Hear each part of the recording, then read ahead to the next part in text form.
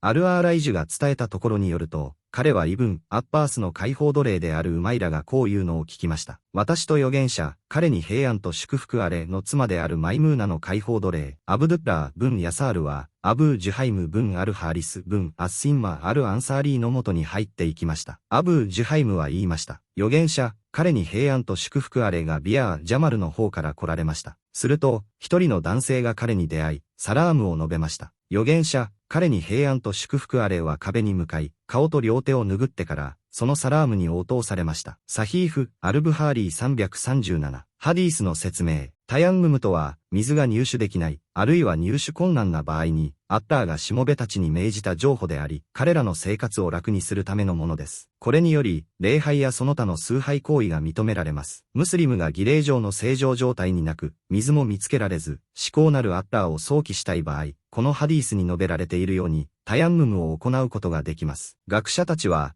軽度または重度の儀礼上の正常状態にあるものであっても、儀礼上の正常状態、ジャナバンにあるか月経中であるかに関わらず、タヤンムムを行うことは許されるという点で一致しています。クルアーンの老少以外の方法でアッターを想起することは許されています。儀礼上の正常状態、ジャナバンにあるものや月経中の女性による老少の拒否については意見が分かれています。このハディースでは、アブージュハイム・イブン・アル・ハリス・イブン・アル・シムマ・アル・アンサリーが、預言者、アッターから平安と祝福あれがマディーナ近郊のビル・ジャマル方面から近づいてきたとき、ある男性が彼に会って挨拶をしたことを伝承しています。男性は壁に近づき、壁に手を打ちつけ、顔と手を拭ってから、男性の挨拶を返しました。これは、平安が全能のアッターの御名の一つだからです。預言者、アッターから平安と祝福あれは正常な状態でアッターを思い起こしたいと思い、タヤンムムを行い、その後男性の挨拶を返しました。このハディースでは、タヤンムムは義務的な行為だけでなく、自発的で徳の高い行為に対しても行われると述べられています。また、都市部では水が入手できない、または水が不足している時にタヤンムムが行われるとも述べられています。また、タヤムムは顔と手を一回撫でる行為であるとも述べられています。一部の学者は、正常な状態ではない状態で神に言及することは非難されるべきことであり、望ましい行為に反すると考えています。このハディースは、たとえ挨拶の返事など、神に言及するためだけでも、正常を行うことが推奨されていることを示しています。預言者、彼に平安と祝福あれは、挨拶の返事をする時間が過ぎてしまったのではないかと恐れたとき、タヤムムを行いました。このハディースは、アルムハージル、イブン、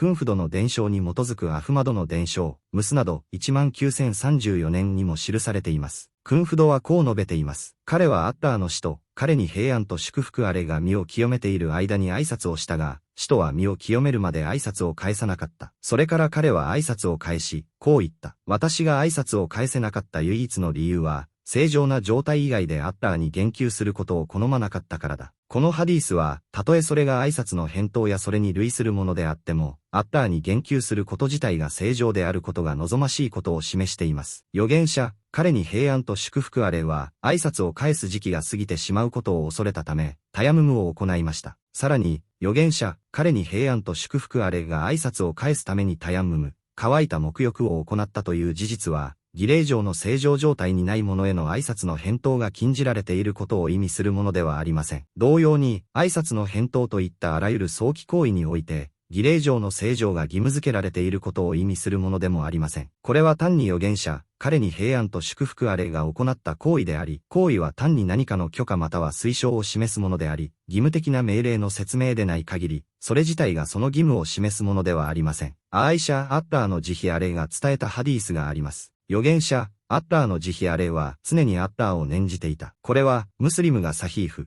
373の中で伝えた神聖なハディースです。要約すると、次のことが言えます。最初のハディース、アブー・アルジュハイムのハディースは、預言者、彼に平安と祝福あれが儀礼上の正常状態にある間、神を想起することを好んだという意味だと理解されています。礼拝を逃すことを恐れたとき、彼はタヤンムムを行い、その後、挨拶を返しました。これは義務ではなく、推奨されたものです。2番目のハディース、アーイシャ、彼女にアッターの慈悲あれのハディースは、預言者、彼に平安と祝福あれが儀礼上の正常状態にある時を除き、常に神を想起していたという意味だと理解されています。これは、儀礼上の正常状態にあるものは、クルアーンを漏唱することを禁じるという、この問題に関する他の証拠によって裏付けられています。だからこそ、四学派の学者の大多数がこの見解を支持しているのです。そしてアッターは最もよくご存知です。